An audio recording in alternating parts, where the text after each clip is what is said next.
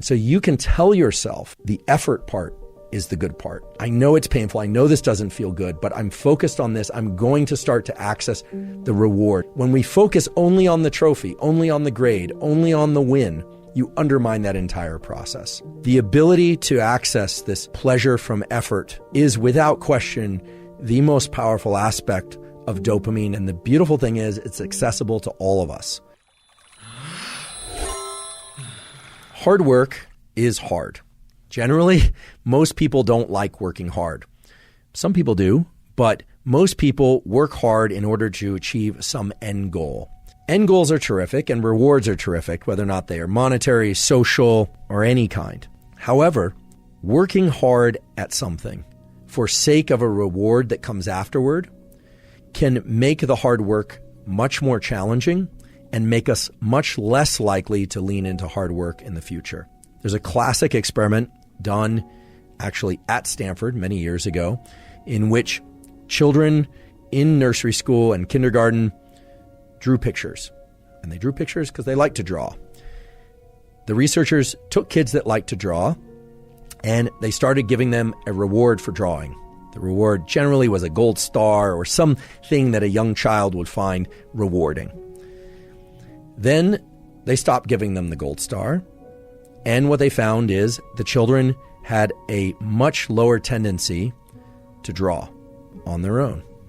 No reward. Now, remember, this was an activity that prior to receiving a reward, the children intrinsically enjoyed and selected to do. No one was telling them to draw. What this relates to is so-called intrinsic versus extrinsic reinforcement. When we receive rewards, even if we give ourselves rewards for something, we tend to associate less pleasure with the actual activity itself that evoked the reward. If you get a peak in dopamine from a reward, it's going to lower your baseline, and the cognitive interpretation is that you didn't really do the activity because you enjoyed the activity, you did it for the reward. Now, this is the antithesis of growth mindset. My colleague at Stanford, Carol Dweck, as many of you know, has come up with this incredible theory and principle, and it actually goes beyond theory and principle, called growth mindset, which is this striving to be better, to be in this mindset of I'm not there yet, but striving itself is the end goal. And that, of course, delivers you to tremendous performance. It's been observed over and over and over again that people that have growth mindset end up performing very well because they're focused on the effort itself. And all of us can cultivate growth mindset. The neural mechanism of cultivating growth mindset involves learning to access the rewards from effort and doing. And that's hard to do because you have to tell yourself, okay, this effort is great. This effort is pleasurable, even though you might actually be in a state of physical pain from the exercise, or I can recall this from college, just feeling like I wanted to get up from my desk, but forcing myself to study, forcing myself. What you find over time is that you can evoke dopamine release from the friction and the challenge that you happen to be in.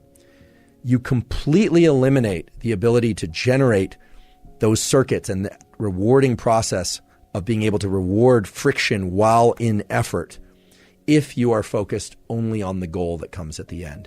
So if you say, oh, I'm going to do this very hard thing and I'm going to push for that end goal that comes later, not only do you enjoy the process of what you're doing less, you actually make it more painful while you're engaging in it.